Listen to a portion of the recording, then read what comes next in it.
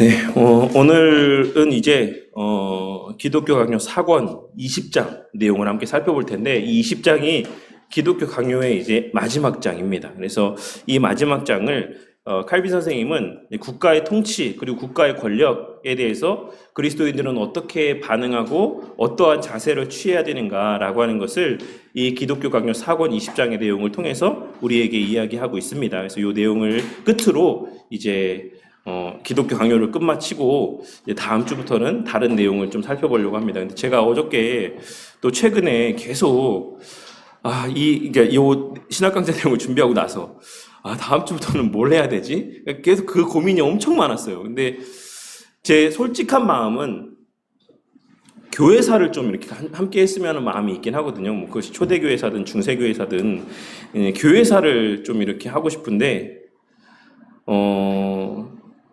또 막 대충 할 수도 없고, 사실 이게 엄청나게 좀 제대로 준비해서 하고 싶은 마음이 있어가지고 막 그래서 이제 책장에 있고 갖고 있는 여러 가지 자료들이랑 해서 쭉 다 이제 교회사 관련된 책을 펴봤는데 다음 주부터 하기는 좀 힘들지 않을까라는 생각이 막 들었어요. 그래서 어쨌든 한참 지금 고민 중에 있긴 합니다. 그래서 이제 조만간 요 교회사 관련해서 한 번은 하도록 하고, 그 사이 어간에 뭐 또 할 수 있을까, 할 수 있는 것이 있을까 지금 조금 고민 중에 있거든요. 그래서 어쨌든 오늘로 이제 요 내용들 끝마치고 제가 조금 고민해서 어쨌든 다음 주에는 또 다른 내용을 이렇게 함께 나누고, 네. 제가 잘 준비해서 또 교회사에 관해서, 제가 사실 교회사에 대해 관심 많았었거든요. 신학교 다닐 때에도 그랬는데, 어쨌든 그 이후로 뭐 나와서 사실 이 교회사 관련된 뭐 역사신학 관련돼서 뭐 이렇게 공부를 하거나 뭐 그래 본 적이 없기 때문에, 어쨌든 그 부분들 네, 조금 더 제가 연구해서 공부해서 좀 이렇게 교회사도 좀 나눌 수 있는 시간들을 갖도록 하겠습니다.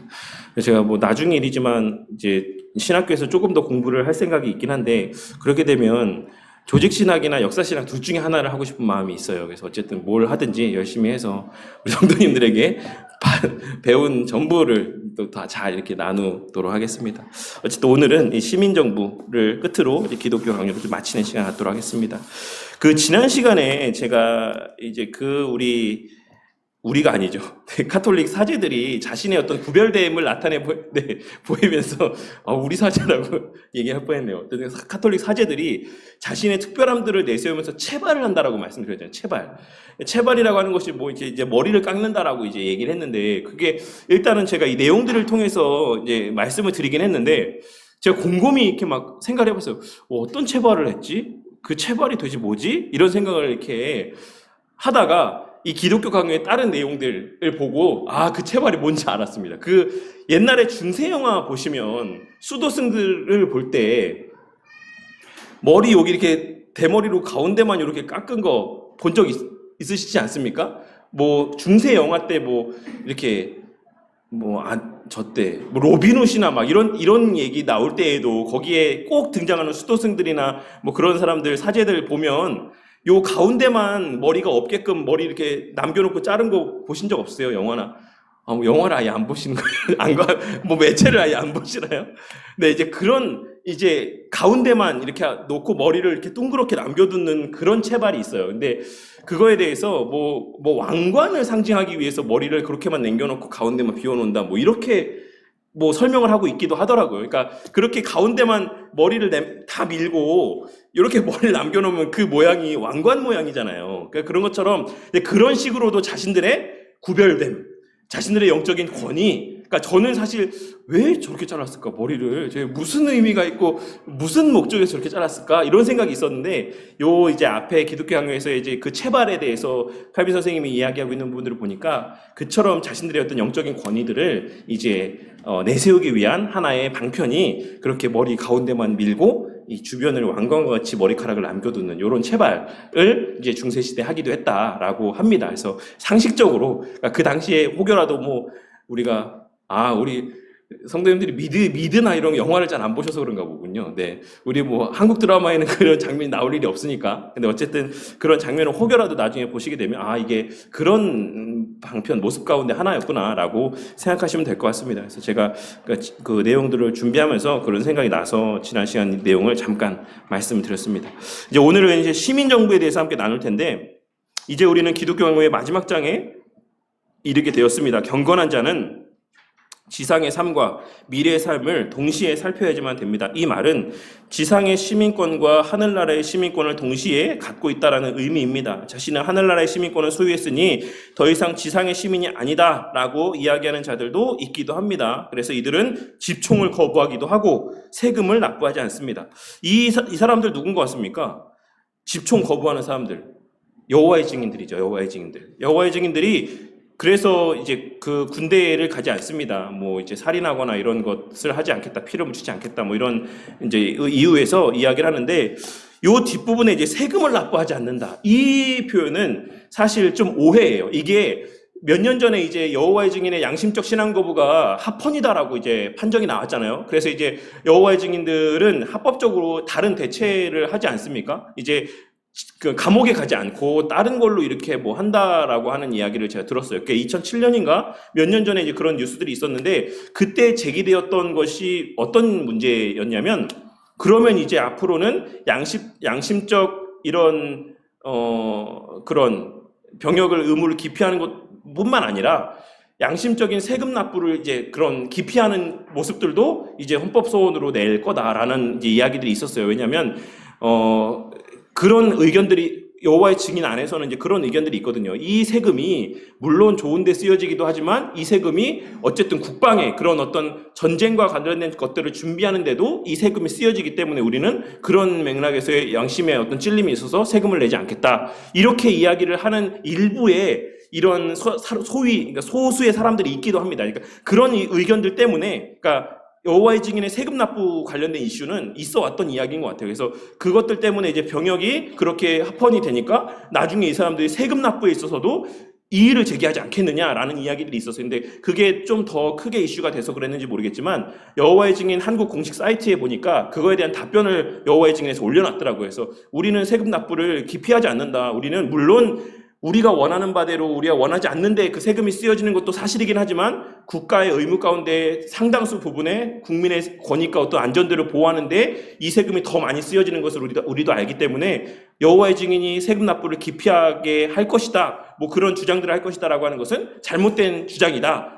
그 뭐 유언비어다라고 자신의 공식 그 홈페이지에다 올려놨더라고요. 그래서 그 내용을 찾아보시면 성도님들도 얼마든지 이제 여호와의 증인 홈페이지에서 확인하실 수가 있는데 그래서 이 내용은 이 란성 교수님이 어디에 근거로 해서 세금을 납부하지 않는다라고 이야기했는지는 잘 모르겠어요. 외국에서 이런 경우가 있는지 잘 모르겠는데 어쨌든 우리나라에서는 여호와의 증인이 세금 납부하지 않겠다라고 하거나 그런 이야기를 공식적으로 이렇게 하지는 않습니다. 근데 어쨌든 그들이 갖고 있는 신앙관 중에 하나는 우리는 이제 하나님 나라의 백성이지 이 나라의 백성이 아니다라고 하는 그래서 우리는 여기보다 하나님 나라에 더 포커스를 맞추어서 우리는 거기에만 집중하며 사는 사람들이다라고 하는 게 기본적인 여호와의 증인 사람들이 갖고 있는 생각들입니다. 그리고 성직주의자들이나 교권주의자들은 이러한 오류 가운데 빠져 있습니다. 자신들은 선택된 성직자들이기 때문에 국가의 치리권을 초월해 있다라고 주장한다. 이 로만 카톨릭에서 이런 주장들을 하기도 하죠. 그래서 세상 법정에서의 어떤 판결받는 거에 있어서 제가 알기로는 사제들을 좀 이렇게 좀 예외적으로 뭐 적용받기를 원하는 어떤 그런 모습들이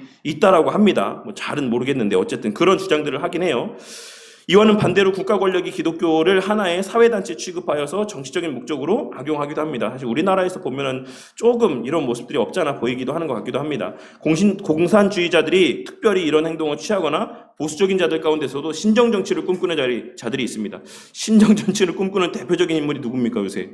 정광훈이라는 사람이 있잖아요. 네, 하나님 국회의원도 제가 너무 웃겼던 게 김기현인가? 그 국민의힘 그 대표한테도 국회의원이 목사의 말을 들어야지. 내 말 따라서 뭐 나라 정책을 수립하고 해야지 하면서 뭐 엄청나게 화를 냈다 하더라고요. 그래서 내가 한번 혼내고 왔다 막 이런 얘기를 했대요. 막 공개적으로 막 했어요. 그랬더니 이제 그 국민의힘 대표가 나는 그런 얘기를 들어본 적도 없다. 막 이렇게 하면서 막 그거에 대한 서로 진위 여부에 대한 논쟁들이 있었는데 이 정광훈이라고 하는 사람이 좀 약간 이런 신정 정치를 추구하는 그래서 정당도 하지 않았나요? 그 정당이 뭐 있지 않나요? 그 정강훈이라고 하는 사람 해서 있나요? 있죠. 네, 어쨌든 뭐 그렇습니다. 하지만 얼마만큼 이 신앙적인 면에 있어서 그 사람이 이런 균형 잡힌 시각이 없는가라고 하는 것이 그의 말과 행동 하나하나에서 다 표출되고 있는 것이다라고 생각하시면 됩니다. 이런 극단적인 행동들은 교회 역사에서 끔찍한 결과를 낳아왔습니다. 그러면 경건한 자가 가져야 되는 시민정부, 국가에 대한 바람직한 태도는 무엇이겠습니까? 라고 이제 운을 떼고 있습니다. 과거에 이제 중세 시대에 교회가 권력을 잡았잖아요. 이제 국가와 교회가 상호간에 서로를 이렇게 보완해주는 역할들을 감당했는데, 그래서 로만 가톨릭 교회로 말미암아서 이제 로만 가톨릭 교회가 엄청나게 강한 어떤 이런 힘을 얻게 된 것 중에 하나가 뭐였냐면 왕권 신수설을 뒷받침해주는 이야기들을 했다라고 하는 것이 교회가 엄청난 권력을 소유하게 되는 또 한 방편이었어요. 다 옛날에 사회 시간인가 뭐 역사 시간에 배우지 않았습니까? 왕권 신수설? 이 왕권이 하늘로부터 왔다라고 하는 거. 그 왕권 신수설을 누가 인정해 준 겁니까? 교황이 인정해 준 거예요. 교황이 하나님께서 이 하나님의 대리자로서 왕을 세우셨다라고 해서, 그래서 이 왕에 도전하지 마라라고 하는 이런 왕권 신수설을 이제 교황을 통해서 이렇게 왕이 왕으로서의 권위를 인정받게 되고, 그래서 왕은 그에 대한 대가로 또 교회에 엄청난 편의를 제공해주고 사제들이나 뭐 교황이나 권위들을 높여주고, 이런 상호 정경 유착의 모습들이 중세 시대 가운데 있어 왔고, 그런 과정들 속에서 교회가 엄청난 부와 권력을 축적하게 되었죠. 그래서 이러한 내용들을 이야기하고 있는 거예요. 이런 극단적인 행동들, 뭐 신정 정치를 추구하고 막 이런 여러 가지의 극단적인 모습들, 균형 잡히지 않은 극단적인 모습들이 기독교 역사에서 끔찍한 결과들을 낳게 됐다. 그리고 중세 교회의 기독교 역사만 봐도 중세 로만 카톨릭이 얼마나 타락했는가라고 하는 것들, 이런 모든 것들이 이와 같은 사회를 바라보는, 세상 나라를 바라보는 데 있어서의 균형 잡히지 못한 시각들이 그러한 엄청난 끔찍한 결과들을 초래하게 되었다라고 하는 것이 기독교 역사가 증거하고 있는 바라고 할 수가 있는 것입니다. 물론 뭐 로만 카톨릭 역사를 기독교 역사로 봐야 되냐라고 이야기하는 건 이제 별개의 문제라고 하고, 어쨌든 큰 틀 안에서의 우리가 깨달을 수 있는 교훈의 의미가 있다라고 할 수 있습니다. 두 정부, 하나님은 지상에 두 가지 정부를 세우셨습니다. 하나는 시민정부고 하나는 교회입니다. 시민정부를 하나님께서 설립하셨다라고 하니 의아해하는 사람들이 가독가다 있습니다. 하지만 경건한 자들이 지상에서 평화롭게 살게 하기 위해서 시민정부가 필요합니다. 그래서 하나님께서 이 땅에 이런 권력과 이런 어떤 국가 체계를 마련해 놓으신 거라고 할 수가 있는 겁니다. 하나님께서는 신앙생활을 하는데 필요한 질서나 공공의 안전을 위해서, 또 재산과 생계를 위해서 시민정부를 세우셨습니다 라고 이야기하고 있어요. 이거에 대해서 사권 20장 2절에 2항에 보시면, 제가 그 내용을 좀 읽어드리도록 할게요. 국가 통치의 목적은 이 세상에서 나그네 생활을 하는 신자의 영적인 삶을 보호해주는 것이다 라고 이야기하고 있습니다. 그러니까 칼빈 선생님이 보는 국가의 존재의 의미는 성도들을 보호하고 성도들의 신앙생활을 보호하게 하시기 위해서 하나님께서 세상의 권력 가운데, 세상의 사람들에게, 위정자들에게 권력을 위임하신 것이다 라고 이야기를 하고 있는 겁니다. 그리고 또 이어서 세상의 정부, 사권 20장 3절에 세상의 정부는 기본적으로 인간의 생활을 위한 방도를 마련하는 동시에 그 이상의 일을 한다. 그리스도인들이 공개적으로 종교 활동을 할 수 있도록 하여서 사회의 인간성이 보존되도록 제공하니 우상 숭배, 하나님의 이름에 대한 모독, 하나님의 진리에 대한 회방, 그리고 그 밖에 종교에 대한 공공연한 방해가 사회에 발생하거나 만연하지 않도록 막는다. 치안을 유지하며 시민의 재산을 보호하고 인간 상호 간의 선한 교제를 가능하게 하며 정직과 겸양의 덕을 보존한다 라고 이렇게 이야기하고 있습니다. 그래서 우리가 이 세상 법에 실질적인 또한 이렇게 도움을 받는 것 중에 하나가 최근에는 뭐가 있죠? 그 신천지나 이런 이단들이 교회를 출입하거나 예배에 방해하거나 이런 것들을 법으로 보호받을 수가 있어요. 그래서 우리가 예배 드리는 데 있어서 그렇게 외부에서 어떤 방해를 할 수 없게끔 법적으로 보장이 되어 있습니다. 그래서 교회들마다 이 이단 뭐 신천지의 출입을 금지합니다. 뭐 이렇게 해서 밑에 법조항들 몇 개 이렇게 써놓은 거 보신 적이 있으실 텐데, 그렇게 이 세상 나라에서의 법이나 세상의 권력, 이 집행하는 이 힘들은 결국에는 하나님께서 교회의 예배, 그리고 순전한 신앙을 보존하게 하시기 위해서 위임하고 위탁하신 권세다라고 하는 것이 칼빈 선생님이 이야기하고 있는 바라고 할 수가 있습니다. 그리고 또 이어서 그러나 이제 악행을 억제하는 권력이 없다면 그런 악인들이 어떤 일을 할지는 뻔하다라고 하면서 세상의 정부에 있는 그런 권위들, 그러니까 법을 집행하는 권위들을 우리가 이렇게 존중해야지만 되는 이유에 대해서 그것이 결국에는 교회가 유익을 받는 길이기 때문이다라고 이야기하고 있는 거예요. 우리가 법을 지키지 않고 세상의 권력을 인정하지 않고 그냥 우리만 살겠다라고 이야기하게 되면 결국에는 그 모습들이 모든 사람에게도 다 세상의 권력을 인정하지 않는 모습으로 이어지게 될 것이고, 결국 그래서 사회 법 질서가 무너지게 되면 그로 말미암는 불이익은 누가 받는다?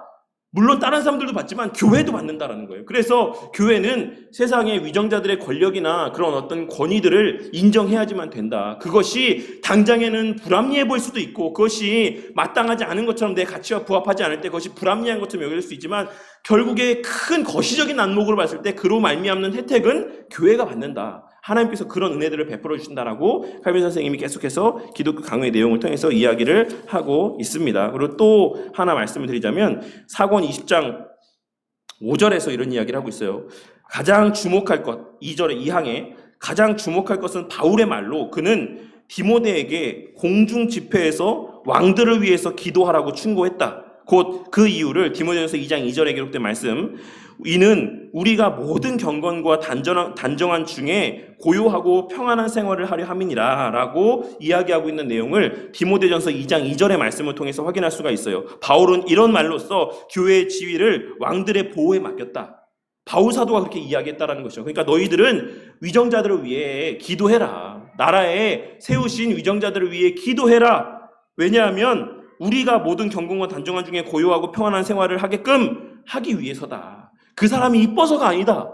윤석열 대통령이 이뻐서가 아니다. 문재인 대통령이 이뻐서가 아니다. 다 잘해서가 아니다. 그 사람들을 위해서, 위정자들을 위해서 그리스도인들이 기도해야 되는 것은 결국에 그 은택이 다시 교회에 돌아오기 때문이다 라고 이야기를 하고 있는 거예요. 근데 어떻습니까? 오늘날 교회가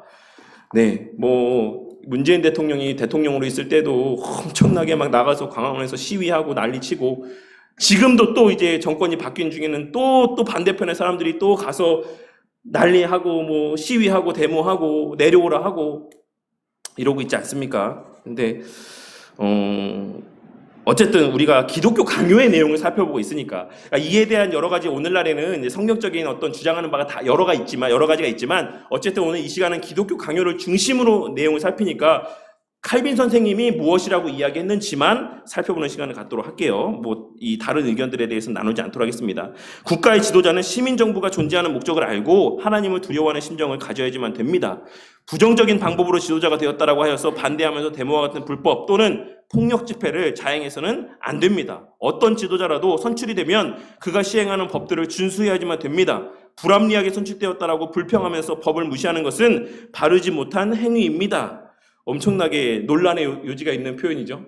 이렇게 되면 우리가 전두환 때에 박정희 대통령 시대에 이렇게 기독교인들이 데모하고 했던 것들이 사실 이 기독교 강요에서의 칼빈 선생님의 주장에 의하면 사실 바르지 못한 행위가 된다라고 할 수가 있어요. 그래서 그에 대한 근거가 뭐냐? 도대체 칼빈 선생님은 왜 그렇게까지 국가의 권력에 대해서 인정을 해주냐? 심지어는 부정적인 방법으로 지도자가 된 사람이라고 할지라도 왜 그 사람에게 이렇게 복종해야 된다라고 이야기하고 있느냐? 그에 대해서 사권 20장 7절에 이야기를 하고 있는데 3항에서 이렇게 이야기를 하고 있습니다. 3항에서 칼빈 선생님의 말이에요. 집권자들의 형태가 다양하다라고 할지라도 권세는 한결같이 하나님께 온 것이니 이 세상에 있는 권세 중에서 하나님의 손이 짧아서 하나님께서 막지 못해서 세워진 하나님의 뜻과 별개의 권세는 이 땅에 존재하지 못하니 심지어 1인 독재로 군림하는 것까지도 하나님께서 주신 권세다라고 이야기를 하고 있습니다. 잠언이나 베드로 전서의 말씀을 인용해서. 그렇기 때문에 칼빈 선생님은 독재라고 하더라도 불법적인, 그러니까 여기서 또 우리가 하나 주의해 볼 필요는 불법적인 걸 얘기하는 거예요. 시민으로서의 합법적인 권한들을 행사하는 것은 그것까지 잘못됐다라고 이야기하는 것은 아닙니다. 합법적으로 의견들을 개진하고 의사들을 표현하는 것은 있을 수 있지만 그 정부가 불법적인 정부라고 해서 똑같이 나도 불법적으로 시위를 하고 집회를 하고 데모를 하면서 그 국가를 전복시키고 그 권력을 내려앉히기 위한 행동들을 하는 것은 내 생각과 내 판단이 하나님보다 더 의롭고 지혜롭다라고 이야기하는 것과 같다라고 하는 논조에서 기독교 강의에서 칼빈 선생님은 이러한 주장들을 나타내 보이고 있는 거예요. 심지어 1인 독재로 군림하는 것까지도 하나님께서 주신 권세다라고 이야기를 하고 있는 것입니다. 타인에게 불법을 시정하라고 명하기 전에 자신이 법을 준수하면서 법적으로 모든 절차를 어김없이 수행해야지만 되는 것, 그것이 그리스도인이 마땅히 가져야 되는 모습이다라고 이야기를 하고 있습니다. 또 지도자는 자신이 하나님의 대리자라고 하는 인식을 하면서 공익을 위해서 힘써야지만 됩니다. 편법과 불법을 자행하면 국민의 저항을 받을 것입니다. 자신도 법을 준수하면서 법을 집행해야지만 됩니다. 누구든지 법 아래 있음을 인정하고 시민법 위에 군림하고자 해서는 안 됩니다. 비록 지도자가 불법을 자행하더라도 그것에 대한 심판은 언제나 합법적이어야지만 합니다. 라고 이야기를 하고 있습니다. 자신의 권력에 자만하여서 법을 지키는 자들에게 해를 끼쳐서도 안 됩니다. 공익을 위해서 전쟁도 불사하는 경우가 있습니다. 이 내용은 좀 더 이후에 살펴보도록 하고, 어쨌든 이것이 또한 지도자들이 가져야 될 합법적인 그리스도인으로서의 모습이라고 할 수 있어요. 지금 현재 제대로 된 기독교인 중에 위정자로 세워져 있는 사람이 누가 있죠? 윤석열이란 대통령이라는 사람은 맨날 기독교라고 하는데 기독교는 라고 생각하지 않고 그 사람은 차치하고, 저는 그분이 기독교인이라고 생각하지 않습니다. 그리고 제가 지금 현재로서 생각하기로는 지금 경기도지사 하시는 김동연 지사 하시는 분, 그분이 제가 알기로는 어쨌든 외적으로 보여지기에는 기독교인이라고 보여지는 분 가운데 하나입니다. 그러니까 그런 식으로 만약에 이제 우리 대학 청년부 운동원들이나 우리 가운데 누군가가 위정자의 자리에 가게 됐을 때 기억해야 되는 것은, 전광훈이 이야기하는 것처럼 모든 정책들이 다 교회에만 이롭게끔 이렇게 하는 것, 이것도 바람직한 것이 아닙니다. 국가가 지켜야 되는 선이 있죠. 하나님께서 국가의 권력을 위임하시고 국가를 세우신 목적 틀 안에서 어떤 곳에 편애하지 않게끔, 치우치지 않게끔 균형 잡힌 상태 안에서 이 공적인 질서를 확립하기 위해 노력하는 것, 그것이 그리스도인 된 위정자들이 인지하고 마음 가운데 새겨야 될 자세라고 하는 사실이 요 기독교 사권에서의 20장에서의 칼빈 선생님이 이야기하고 있는 바라고 할 수가 있어요. 세상 나라와 하나님 나라를 혼동해서 안 된다는 것이죠. 내가 세상 나라의 위정자로 세움받았는데 그것을 혼동해서 마치 이 국가의 하나님 나라를 건설하고자 하는 어떤 그런 열망에 사로잡혀가지고 이 모든 정책들이 교회에만 유리하게끔 막 이렇게 하는 것, 그거 신앙적인 것 아니다라는 겁니다. 우리가 칼빈주의자 가운데 유명한 칼빈주의자들 중에 한 명이 아브라함 카이퍼라고 하시는 분이 있어요. 그분이 네덜란드라고 하는 나라의 총리를 하셨는데, 그분이 있던 때 그랬는지는 잘 모르겠지만 어쨌든 네덜란드는 어떻습니까? 마약이 합법화로 알고 있어요, 제가 알기로. 그리고 네덜란드에서는 그 성매매도 합법입니다. 제가 알기로는 그래요.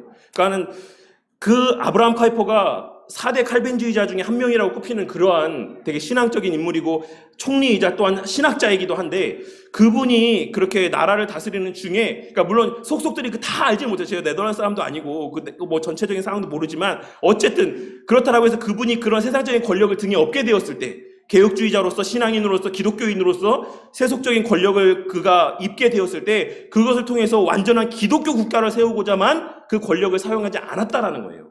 요점은 그겁니다. 그래서 어쨌든 우리가 이 세상 나라와 이 두 나라의 시민권 가운데 살아가고 있다라고 하는 이 사이에서의 긴장감과 균형 감각을 갖는 것은 너무나도 필요합니다. 그래서 그런 이야기를 하고 있는 것이다라고 할 수 있어요. 그래서 자신의 권력에 또 자만해서 법을 지키는 자들에게 해를 끼쳐서도 안 되고, 또 공익을 위해서 전쟁도 불사하는 경우가 있다라고 하는 요 내용들을 언급하고 있는데, 그 내용들에 대해서는 뭐라고 이야기를 하고 있냐면, 사권 20장 12절에서 그러니까 기독교인들이 전쟁에 참여하면 되냐? 기독교인들이 총을 드는 게 마땅하냐?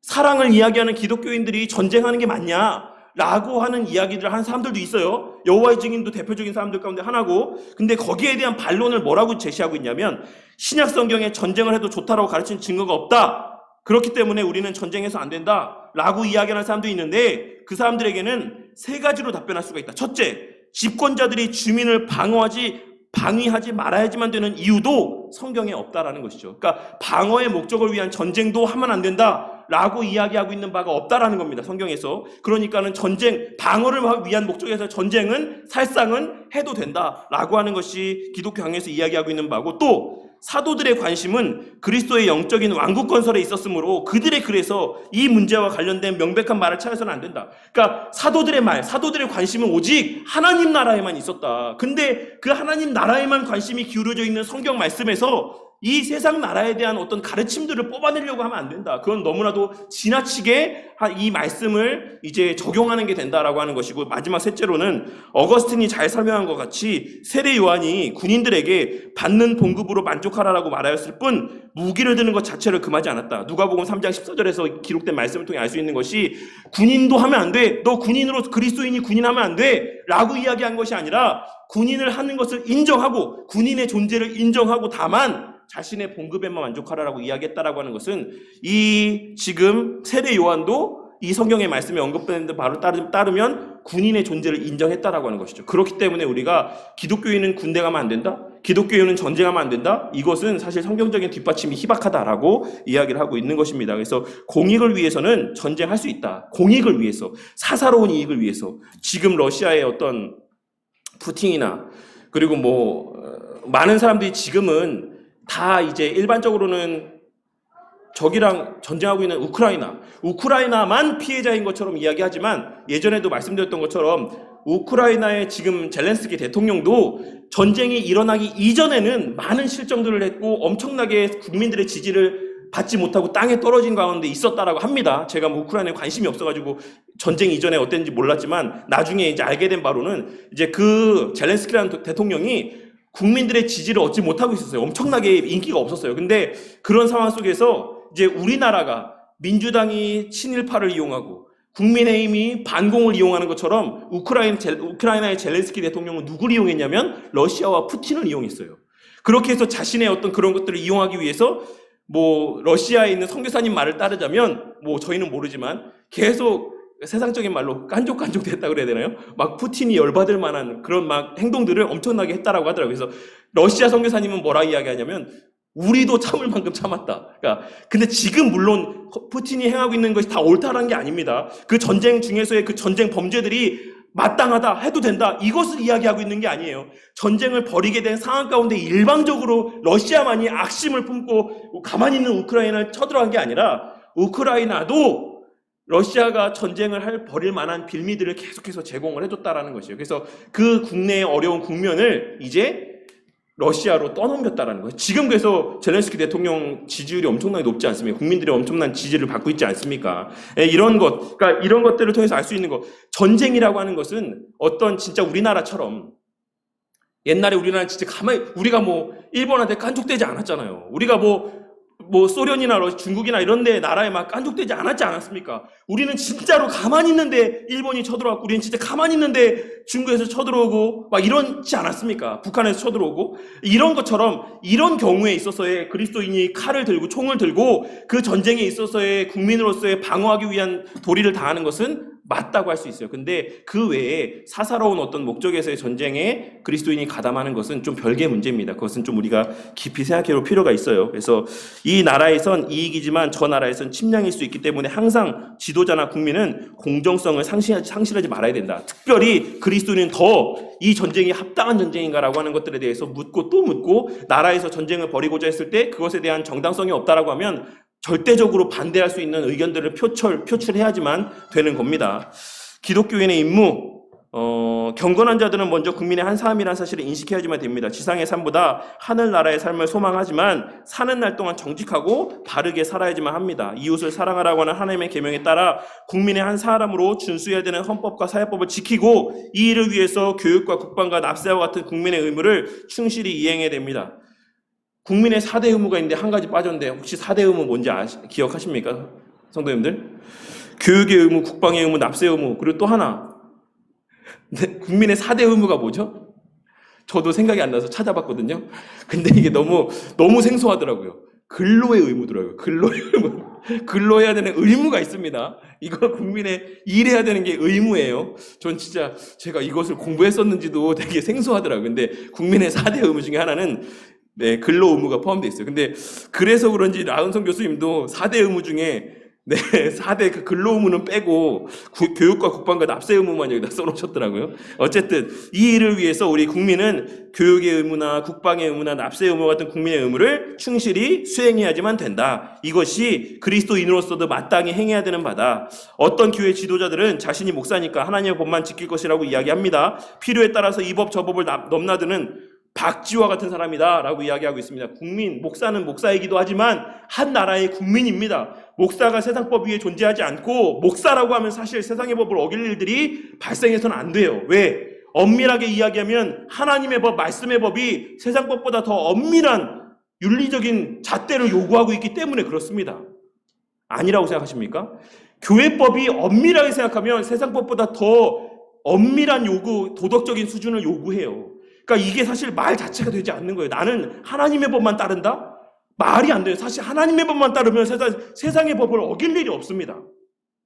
정말로 그래요. 지금 이 나라의 실정법을 제가 다 알지는 못하지만 이 나라의 실정법 가운데 교회법과 상충되는 부분들은 저는 거의 없다라고 생각해요. 그래서 하나님의 법에 정말로 그 요셉과 같이 하나님 보시는 눈 앞에서의 정말 신실한 계명의 말씀대로 살아가는 사람은 사실 세상의 법을 어길 일도 없어요. 그러니까 이 표현이 딱 맞죠. 이 법과 저 법을 필요에 따라서 넘나드는 박쥐 같은 사람들이 오늘날 교회 가운데서도 많이 있죠. 청결한 양심으로 행하지 않으면 믿음 역시 없다라고 봐야 됩니다. 모든 계명은 하나님 사랑과 이웃 사랑에 집중되어 있습니다. 준법 정신을 실천하는 것은 이웃 사랑을 실천하는 것입니다. 그래서 제가 예전에 살인하지 말라라는 계명 가운데서 그것에 우리가 실제적으로 살인하지 말라는 계명을 어기는 것 중에 하나가 뭐라고 말씀드렸죠?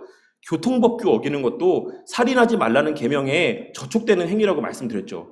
우리가 법 질서들을 차곡차곡 다 지키고 나서 거기에서 예기치 못하게 발생하는 사고로 일어나는 것까지는 어떻게 할 수 없어요. 근데 우리가 법 질서를 위반함으로써 벌어지는 사고들은 절대로 일어나서는 안 됩니다. 법 질서는 다 어쨌든 최대한 생명을 보존하기 위해서 마련해 놓은 그런 법 장치예요. 그래서 어린이 보호구역에서 30km로 다닌다든지 우회전할 때 멈추어서 신호 바뀌고 나서 이제 일단 정지한 다음에 옮기고 우회전 신호를 보고 가고 하는 것, 이 모든 것들 그리스도인이라고 한다면 누구보다도 더 잘 그 법들을 준수해야지만 된다라고 하는 것이죠. 왜? 그 법의 목적이 생명 보호에 있기 때문에 그렇습니다. 내가 좀 더 빨리 가는 것보다 다른 사람의 생명이 덜 중요하지 않지 않습니까? 내 5분, 10분 빨리 가는 것보다 정말 한 생명이 훨씬 중요하다라고 하는 것은 사실 상식적인 것이지 않습니까? 그래서 그리스도인이 법 질서를 지키는 것은 당연한 일이다라고 하는 것. 준법 정신을 실천하는 것은 이웃사랑을 실천하는 것이다 라고 하는 거 기억하셔야지만 되고, 영적 지도자라고 한다면 더욱 모범적으로 법을 지켜야지만 된다. 네, 이건 제가 새겨들어야 되는 말이죠. 네, 잘 지키도록 하겠습니다. 그래서 제가 늘 말씀드리는 것처럼 일반적인 사회법은 성경의 법 테두리 안에 이미 존재한다라고 하는 것. 그래서 하나님 말씀의 법에 온전히 순종하고자 열심을 내는 사람은 당연히 사회법에도 순종하게 될 수밖에 없다라고 하는 것입니다. 독재자와 같은 그릇된 지도자에 대해서 경건한 자는 어떻게 행동해야 될까? 라고 하는 것에 대해서 칼빈 선생님이 되게 많은 부분들을 할애해서 설명을 하고 있어요. 이것이 정확히 어떤 문제 때문에 이런 이야기들을 했을까라고 하는 것은 제가 시대 상황을 알지 못해서 모르겠지만, 어쨌든 이것이 그리스도인에게 있어서는 큰 이슈이기 때문에 칼빈 선생님이 되게 여러 차례 반복해서 이 내용들을 말씀하고 있는 것이기도 하다라고 생각합니다. 독재자와 같은 그릇된 지도자에 대해서 경건한 자는 어떻게 행동해야 되는가? 우리는 다윗의 경우를 본받으면 될 것이다. 사울 왕이 하나님 앞에서 그릇된 행동을 하기도 하고 학살을 행하기도 했다. 그렇다고 할지라도 심지어는 자기의 목숨을 빼앗으려고 하기도 했다. 다윗에게 있어서 이 사울이라고 하는 인물은 이스라엘 전체 민족에 있어서도 악한 지도자이긴 했지만 자기 개인에게 있어서도 원수와도 같은 존재였어요. 자기를 죽이려고 했으니까. 그럼에도 불구하고 다윗은 그를 심판하지 않았다. 예전에 설교 본문 가운데 다윗이 굴 안에 피신해 있을 때 사울 왕이 뭐하러 왔다라고 했죠?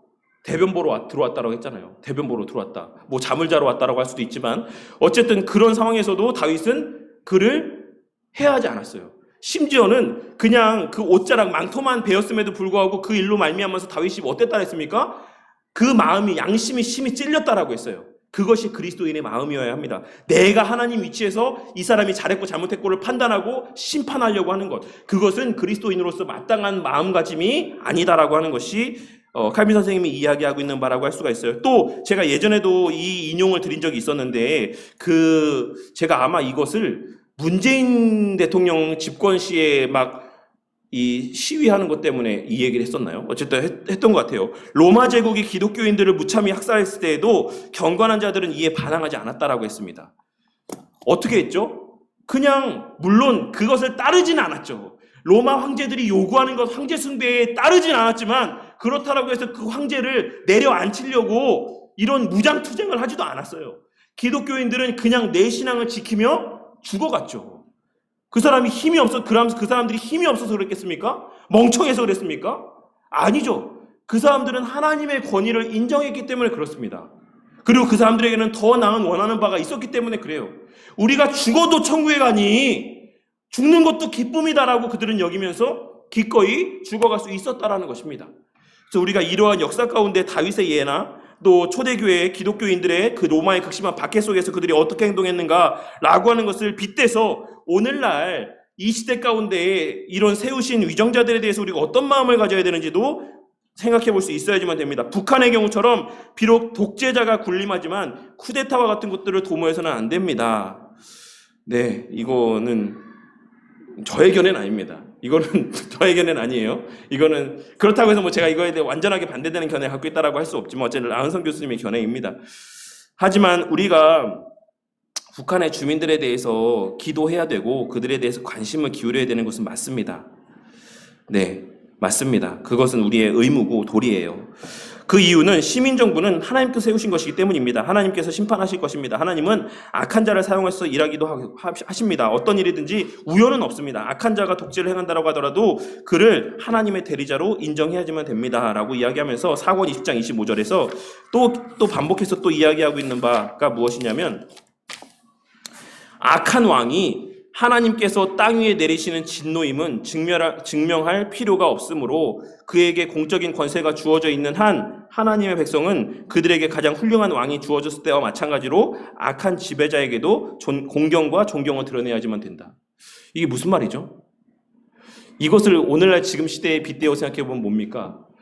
극우 그리스도인들이 이 진보 진영에 있는 그리스도인들이 윤석열 대통령에 대해서 엄청나게 반대하지 않습니까? 막 이제 탄핵해야 된다, 내려앉혀야 된다라고 이야기하지 않습니까? 근데 칼빈 선생님의 이 견해를 따르자면 악한 왕이 이 땅에서의 권력을 잡게 되는 것은 무엇이라고 이야기하고 있죠? 하나님께서 땅 위에 내리시는 진노다. 진노다. 그러니까 우리가 잘못한 게 있기 때문에 윤석열 같은 사람이 대통령에 앉혀졌다라고 하는 것을 진보 진영에 있는 그리스도인들은 깨달을 수 있어야지만 된다는 것입니다. 그리고 예전에 문재인 대통령이 정말 공산주의자다, 나라를 말아먹었다라고 주장하는 극우 진영에 있는 그리스도인들도 문재인 대통령이 그 대통령의 위치에 앉아 있을 때 생각해야 되는 것은 어떻게 하면 문재인 대통령을 끌어내릴까가 아니라 왜 문재인 대통령이 이 땅에서의 대통령의 자리에 앉게 되었을까를 그들은 생각해 볼 수 있어야지만 된다는 것이에요. 악한 왕, 그들이 악한 왕이라고 생각했을 때의 왕, 그러니까 객관적인 어떤 평가의 기준에 의해서 좋은 왕, 또 좋은 대통령, 나쁜 대통령 이걸 떠나서 오늘날에는 그 절대적인 기준이 사라져버렸으니까 다 상대적이잖아요. 다 자기의 나름대로의 잣대에 따라 상대방 판단하잖아요. 그러니까 그런 기준에서 생각해보자면 문재인 대통령은 저기 극우 성향에 있는 광화문에 있는 태극기 집회 나가신 그리스도인들에게 생각하면 문재인 대통령만큼 나쁜 대통령이 없어요. 또 반대로 또 이런 진보주의 있는 극좌편에 있는 분들에게 있어서 이 윤석열 대통령은 이 사람만큼 악한 왕이 없습니다. 악한 대통령이 없어요.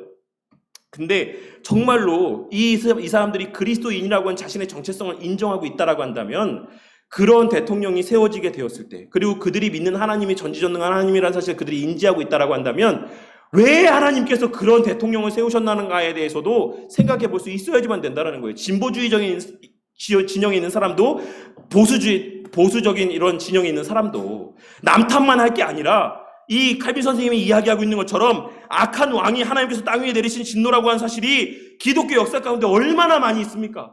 기독교 역사 이스라엘 백성들 가운데서에 세우셨던 악한 왕들이 결국 그들의 범죄함 때문이었다는 사실이 얼마나 많은 경우 하나님의 입술을 통해 말씀을 통해 선지자들을 통해 증거되고 있습니까? 그러니까 오늘날 내가 만족하지 못할 만한 왕이 세워졌다라고 한다면 정말 이 윤석열이라고 하는 사람이 정말 대통령 같지도 않고 정말 사람 같지도 않게 여겨졌다라고 한다면 도대체 왜 이 사람이 대통령이 됐는가? 라고 하는 것을 생각해 볼 수 있는 우리 모두가 되기를 바라겠습니다. 그리고 우리가 돌아봐야 될 게 뭘까? 교회가 돌아봐야 될 게 뭘까? 우리가 그리스도인으로서 돌아봐야 될 게 뭘까? 정신 차려야 되는 게 뭔가? 하나님 앞에 우리가 바로 잡아야 되는 게 뭔가? 라고 하는 것을 우리가 생각해 볼 수 있어야지만 돼요. 그러니까 칼빈 선생님이 이야기하고 있는 것은 그겁니다. 모든 왕이 다 선한 왕이다 라고 하는 것을 이야기하고 있는 것이 아니에요. 세상의 왕 가운데는 악한 왕도 있고 선한 왕도 있어. 근데 악한 왕이 세워졌을 때에도 그런 나름의 이유가 있고, 성경을 보면 대다수의 그 이유는 그리스도인이 잘못했기 때문에 그래. 하나님 백성이 범죄했기 때문에 그래. 그것이 성경이 말하고 있는 바야. 그러니까 그 왕에 대해서, 그 왕이 내려앉기를 위해서 이런 불법적인 행위도 감내해 가면서 그렇게 하기에 앞서 우리를 한번 돌아봐야지만 돼 라고 하는 게, 그게 가비 선생님이 이야기하고 있는 요라고 생각합니다. 저는 사람들은 이런 생각을 쉽게 이해할 수 없겠지만, 하나님의 섭리를 생각하는 중에 우리는 이러한 것들을 마땅히 받아들여야지만 된다라고 하는 게 칼빈 선생님이 이야기하고 있는 바라고 할 수 있습니다. 네. 하나님께서 부모, 자녀 관계, 부부 관계, 상전과 종의 관계에 대해서 무엇라 말씀하고 있으신지 우리가 기억해 봅시다. 설교 때 말씀드렸던 것처럼 하나님께서 부모 자식의 관계, 부부 사이의 관계, 상전과 직장에서의 상사와 우리 사이의 관계에 대해서 뭐라고 말씀하고 있는지 에베소서 6장 9절과 디도서 2장 9절에 있는 말씀, 명백히 기록된 하나님 말씀을 통해서 뭐라고 말씀하고 있는지 한번 생각해 보자 이겁니다. 십계명에서도 자신은 안식하면서 자신의 수하에 있는 자들에게 노동을 시키는 행위는 매우 잘못된 것이라고 지적합니다. 악한 자라도 또는 원수라도 하나님의 형상으로 지음받았다는 사실을 우리 인정해야지만 됩니다. 이 말은 현재는 악한 자이긴 하지만 언제 그가 변화되어서 하나님 사람으로 바뀔 수 있는지 알 수 없다. 그러니까 우리가 정말 그 순간에 그로 말미암아 나도 범죄하게 되지 않도록 늘 스스로 신앙을 돌아볼 줄 아는 자들이 되고, 그 하나님의 정하신 말씀 테두리 안에서 행동하는 자들이 되어야만 한다라고 하는 것, 그것이 그리스도인으로서 이 세상의 나라와 또한 세상의 위정자들을 바라보고 대하는 마땅한 자세여야지만 된다라고 이야기를 하고 있습니다. 그리고 또 하나 여기에는 언급되어 있지 않은데, 그리스도인이 세상 법정에서의 그 법정을 이용하는 문제에 대해서 칼빈 선생님이 뭐라고 이야기하고 있냐면, 그럼 그리스도인은 어떤 문제에 대해서도 세상 법정에서의 재판을 받으면 안 되냐? 이런 질문들도 있었던 것 같아요. 그러니까 그런 질문에 대해서 이제 이야기를 하고 있는데, 아니다. 세상 법정에서의 법을 이용해도 된다라고 이야기하고 있습니다. 근데 이게 세상 법정에서의 그리스도인들끼리 신자 간의 법정에 대해서도 인정하고 있는 구조는 아니다라고 생각해요.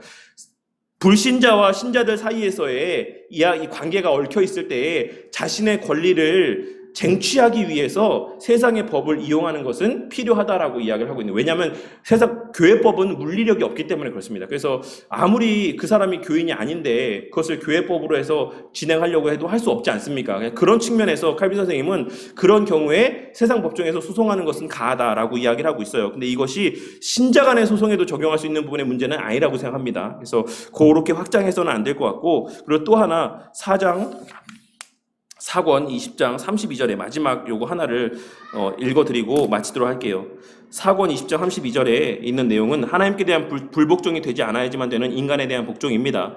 집권자들의 권위에 복종할 때 한 가지 예외가 있으니 곧 주 안에서만 복종해야지만 된다라는 것입니다. 다니엘은 왕의 불경건한 칙령에 복종하지 않았지만 자신이 왕에게 어떤 죄를 지은 것이 아니라고 이야기를 했습니다. 반대로 이스라엘 사람들은 여로보암 왕의 악한 금송아지 우상숭배 포고에 서심없이 순종했기 때문에 책망을 받았습니다. 왕이 지시해서 거기에 왕의 권위에 순종했다라고 할지라도 그 행위가 우상을 숭배하는 행위였기 때문에 하나님께서는 그 왕의 명령에 순종한 사람들에게도 너희들 죄가 없다라고 하지 않았다라는 것이죠. 그들도 죄인이라고 하나님께서 말씀하셨다라는 겁니다. 주님을 거스르는 왕의 명령 앞에서는 어떠한 고난이 가해지더라도 굳세게 항거해야지만 합니다.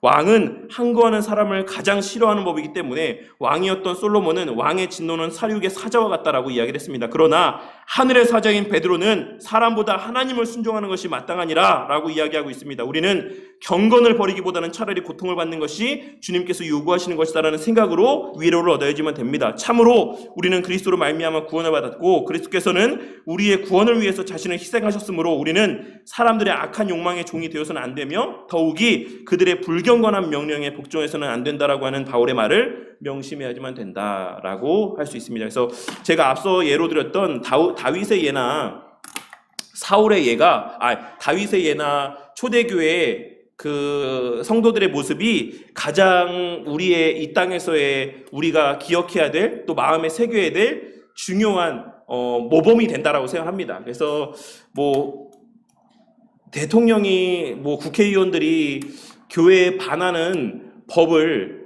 제정할 수 있죠. 예를 들어서 뭐 차별금지법이라든지 그것에 수정되지 아니한 상태에서 이 지금 차별금지법 내용들 가운데 독소조항이라고 일컬어지는 몇 가지 조항이 이제 개선되지 않은 상황에서 이 법이 통과가 되어진다라고 한다면 이제 교회 안에서의 여러 가지 제재들이 있을 수 있습니다. 그럴 때 과연 그러면 우리가 그 법을 지켜야 되니까는 우리가 그렇게 그 법에 위반될 만한 성경의 말씀은 설교해서는 안 된다, 이게 맞는 것인가? 아니다라는 것이에요. 그런 상황이 된다라고 하면 기꺼이 고난을 감내하고서라도 우리가 하나님 말씀을 있는 그대로 선포할 수 있어야지만 된다라고 하는 것이 칼빈 선생님의 견해입니다. 근데 그 이행하는 방식이라고 하는 것, 그 저항의 방식이라고 하는 것이 어떤 폭력주의적인 그리고 불법적인 그 의사표현의 방식을 택해서는 안 된다라는 것이에요. 그것이 그리스도인에게서 아무리 그 목적과 의도가 선하다라고 할지라도 그 담는 그릇 과정이 올바르지 않으면 그것은 합당하지 않다라고 하는 것입니다. 그래서 언제나 그리스도인은 합법적인 테두리 안에서 성경적인 가치관들을 표현하고 표출하는 행위들을 나타내 보일 수 있어야지만 되고, 또 이제 악한 위정자들이 세워지게 되었을 때, 이럴 때에는 우리 자신의 부족과 연약이 무엇인지를 돌아볼 줄 알아야지만 되고, 또한 위정자들이 만약에 위법한 것, 성경 말씀에 어긋나는 가치관들을 요구하게 될 때에는 우리가 핍박을 감내하고서라도 하나님 말씀을 더 우선하는 모습을 나타내 보여야지만 된다라고 하는 것이 이제 기독교 강요에서의 칼빈 선생님이 이야기하고 있는 바입니다. 그래서 이 두 나라의 시민권을 가진 존재로서 땅에 속한 자들과 하늘에 속한 자들의 이 양국의 시민권을 지니고 있는 자들로서 이 어느 하나의 소홀함이 없는 균형 잡힌 신앙의 삶을 살아가야지만 된다. 한편을 높이고 한편을 지나치게 폄하하거나, 또한 이제 그렇지 아니야 아예 한쪽을 하는, 어쨌든 이런 잘못된 균형이 없는 신앙이 아닌 잘 이 균형 잡힌, 그리고 이 모든 세상에서의 권세도 하나님 편에서 부여된 권세고 위임된 권세다, 허용하신 권세다라는 것을 인정한 가운데 우리가 살아가야지만 된다라고 하는 것을 꼭 기억해야지만 되겠습니다. 그래서 제 개인적인 견해가 어떤지를 말씀드린 거 아니에요. 제가 그리고 또 대통령에 대해서 제가 개인적으로 어떤 생각을 갖고 있는지에 대해서 말씀드린 게 아닙니다. 진보적인 사람과 이제 보수적인 되게 이런 성향이 있는, 사실 엄밀히 얘기해서 오늘날 한국에 온전한 진보주의자가 있고 온전한 보수주의자가 있는가 하는 것은 별개의 문제라 할 수 있고, 어쨌든 그런 성향이 있다라고 하는 사람들의 주장을 빗대서 설명드린 거니까 다른 어떤 오해는 없으셨으면 좋겠습니다. 그래서 우리 교회가 어떤 정치적인 이슈 때문에 막 이렇게 휘둘리고, 또 그것 때문에 막 나뉘어지고, 어떤 세상의 법 문제 때문에 지나치게 교회의 모든 생사가 거기에 달려 있는 것처럼 그렇게 그런 것들을 지나치게 확대 해석하고 그러지 않았으면 좋겠어요. 어쨌든 모든 일들은 하나님의 당신의 뜻 안에서 진행해 나아가시는 것이고, 그 어떤 일이 있어도 교회는 망하지 않습니다. 설사 우리가 차별금지법의 독소조항에 대해서 주장하는 것은 옳은 일이지만 설사 그것이 통과돼도 교회는 망하지 않는다라는 것이죠. 교회는 언제든 모든 시대 가운데 하나님의 보호하심 아래 존재해 왔습니다. 그리고 만약에 통과되면 다만 조금 불편해질 수는 있겠죠. 그리고 교회에 또 바른 신앙을 갖고 있는 성도들의 핍박이 있을 수는 있습니다. 그렇지만 그 또한도 하나님께서 통과되게 하시면 그 또한도 하나님께서 허용하신 바이기에 그렇게 교회가 당하게 되는 고난도 우리가 피하고자 몸부림쳐서는 안 된다라고 생각합니다. 그래서 어쨌든 그런 인식을 우리가 잘 균형 잡힌 인식을 갖고 살아가는 저와 우리 성도님들과 우리 바른교회 공동체가 되기를 바라겠습니다. 네, 제가 기도하고 우리 기독교 강요 내용 이제 끝 마치도록 하겠습니다. 하나님 감사합니다.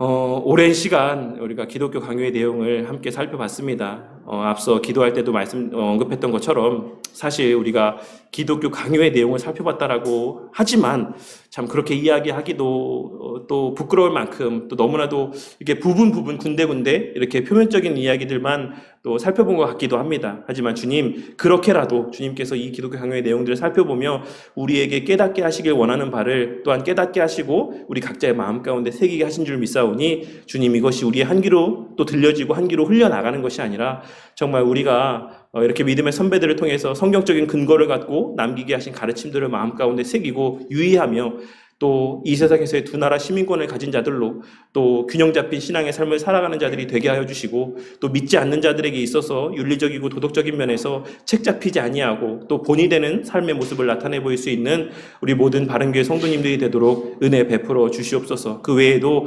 이 기독교 강요에 기록된 많은 내용들 가운데에 당장 우리의 머리 가운데 떠올려지는 내용들도 있고, 또 언제 정말 들었는지조차도 가물가물한, 혹은 들었는지 안 들었는지도 가물가물한 내용들도 물론 있을 거라고 생각합니다. 하지만 주님, 또 다시 이에 관련된 내용들을 나눌 때에 우리가 배웠던, 살펴봤던 내용들이 떠올려지는 은혜가 있게 하여 주시고, 무엇보다 우리가 교리를 배우는 이 교리의 내용들이 하나님 말씀을 읽을 때 효력 있게 잘 적용되어질 수 있게 하여 주셔서, 하나님 말씀이 읽어지는 데 있어, 이해되는 데 있어 이 교리가 그 본래의 역할들을 잘 감당할 수 있게 하여 주시고, 그리하여 무엇보다 말씀을 통해 주시는 풍성한 영적인 유익들을 이 교리를 배움을 통해 받아 누리는 우리 모든 바른교회 성도님들이 되게 하여 주시옵소서. 참으로 분별력을 갖기 힘든 시대를 우리가 살아가고 있습니다. 주님, 말씀을 통해 분별력 있게 하시고 무엇보다 깨닫게 하신 바대로 살아갈 수 있는 의지와 능력을 더하여 주시옵소서. 다음 주부터 이 오후 시간에 또 다른 내용들을 함께 나누려고 합니다. 주님, 아직 명확하게 또 이 마음 가운데 결정하지 못하였지만 주님, 선한 마음 주시고 지혜를 주셔서 우리 성도님들과 꼭 나누어야 되는 것들 또한 잘 나눌 수 있는 시간, 또 기회들을 허락해 주시고, 무엇보다 부족한 종에게 또 은혜를 베푸셔서 정말 기독교 역사 가운데 하나님께서 행하여 오셨던 일들, 교회사와 관련된 이야기들을 정말 온전하게 또 성경적인 입장에서 성도들에게 나눌 수 있도록 주님 잘 준비되어지는 과정의 은혜들을 베풀어 주시옵소서. 또 한 주의 또 삶의 시간들 가운데 함께 하시고 우리의 말과 행동을 통해 하나님의 영광이 드러나게 하시고, 무엇보다 우리의 삶을 통해 선한 열매가 맺혀지도록 주님께서 우리의 신앙의 삶을 들어 사용하여 주시옵소서. 모든 것 감사드리며 우리 주 예수 그리스도 이름 받들어 기도드렸습니다. 아멘.